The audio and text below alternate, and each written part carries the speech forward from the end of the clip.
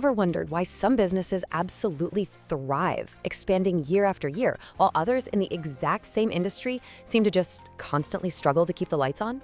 It's kind of the ultimate question in business, isn't it? Well, the answer usually boils down to one critical role: the manager. Think of a manager like an orchestra conductor. You can have world-class musicians in the room, but without that conductor aligning them, all you're gonna get is noise. A great manager pulls together people, resources, and strategy to actually achieve the goal. Okay, let's dive into this. Welcome to This Explainer. Today, we are completely decoding management. If you've ever looked at a successful business and thought, what actually makes this place tick? Or maybe more importantly, how is this whole thing not falling apart? Well, you're in the exact right place. We're going to break down the 10 major functions of a manager so we can truly understand how organizations reach their absolute highest potential. So why do some businesses absolutely crush it while others just constantly struggle? It's kind of the ultimate business mystery, isn't it? Well, think of This Explainer as your definitive playbook. Whether you're a business student sitting through your very first management class, a gritty entrepreneur trying to build a startup, a new supervisor figuring things out, or even an aspiring CEO, getting a grip on this answer is literally your key to unlocking growth. And honestly, the answer almost always comes down to one single, totally crucial role: the manager. They are the ultimate difference maker, the vital person responsible for bridging that massive gap between a nice idea and actual, tangible success. How? By expertly marshaling people and resources to achieve very specific goals. Basically, they're the glue holding the entire operation together. To make this all super easy to digest, we've structured this explainer around a life cycle of success. We're going to group the 10 management functions into 4 distinct phases. First up, the blueprint, then the human element, moving into the engine room, and finally, the ultimate goals. Let's just jump right into phase 1. Phase 1, the blueprint, laying the foundation, planning, organizing, and decisions. In this phase, you really have to think of the manager as the architect of the business. And look, before a single brick gets laid, you need a solid plan. Function number 1, planning, forces a manager to answer 4 absolutely crucial questions. What should be done? When should it be done? Who is going to do it? And how will it be completed? Take a clothing company, for example. If the big goal is a 20% sales bump next year, the manager has to plan the how. Maybe that's a heavily targeted online marketing campaign. This kind of meticulous planning totally eliminates the guesswork, paves a strict path to success, and dramatically reduces uncertainty. Now, once you've got that plan, you have to organize, which is our second function. And this brilliantly illustrates how organizing arranges people, equipment, and departments so work is completed efficiently. Just imagine a busy restaurant on a Friday night.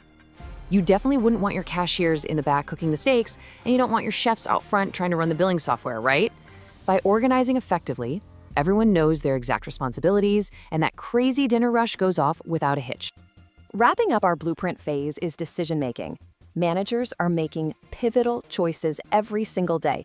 I'm talking about choosing suppliers, setting prices, hiring employees, or even deciding to leap into entirely new markets. The weight of these choices is massive. But here's the thing: a great manager doesn't just guess.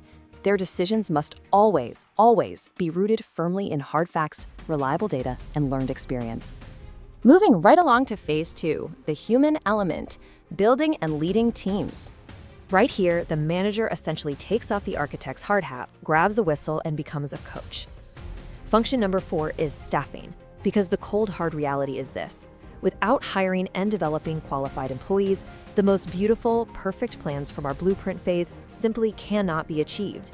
You have to actively recruit workers, rigorously interview candidates, continuously train your employees, and fairly evaluate their performance. You just need the right players on the field to actually execute the play. Which naturally brings us to leading.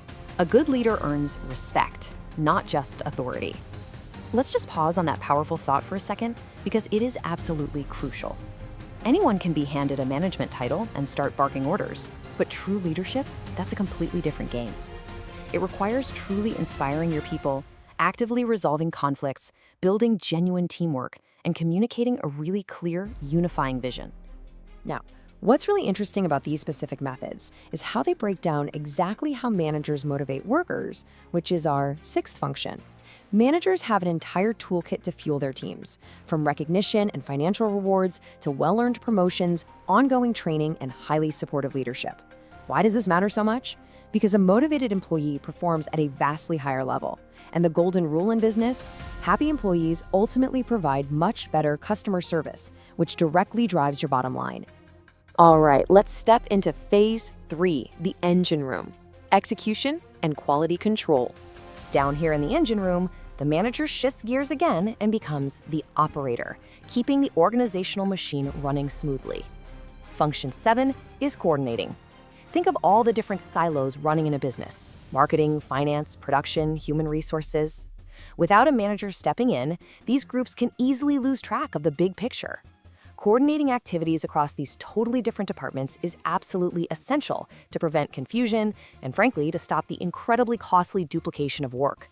Next up is communication. And this isn't just about sending out an internal memo. It spans across employees, customers, suppliers, and even investors. Strong communication acts as the vital oil inside our engine room. It keeps all those diverse internal and external parts turning together in total harmony, dramatically improving productivity and reducing any frustrating misunderstandings. So the crucial point is our 9th function: controlling. This function literally forces managers to compare their expectations against reality. Imagine a factory planning to produce 1,000 units, but they actually only output 850. A manager employing the controlling function immediately investigates this 150-unit shortfall. They figure out exactly what broke down, and they take direct corrective action to fix it for tomorrow. Finally, we reach phase 4, the ultimate goals: achieving the ultimate vision.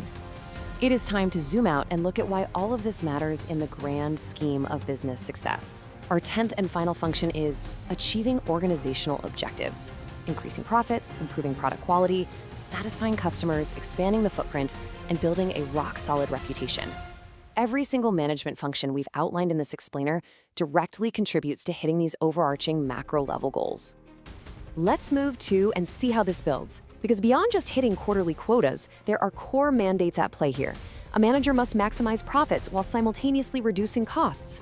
They have to dramatically increase productivity and efficiency, encourage constant innovation, and build a fiercely positive work environment. By maintaining strict quality standards and effective resource use, a true manager practically guarantees long-term business growth. So, knowing these 10 core functions, what kind of manager will you inspire your team to be? Remember, a successful manager doesn't just passively supervise from a distance. They step up. They act as the architect, the coach, and the operator. I challenge you to take this life cycle of success, apply it to your own work, and transform from a simple supervisor into a true problem-solving leader. Thanks so much for joining us on this explainer.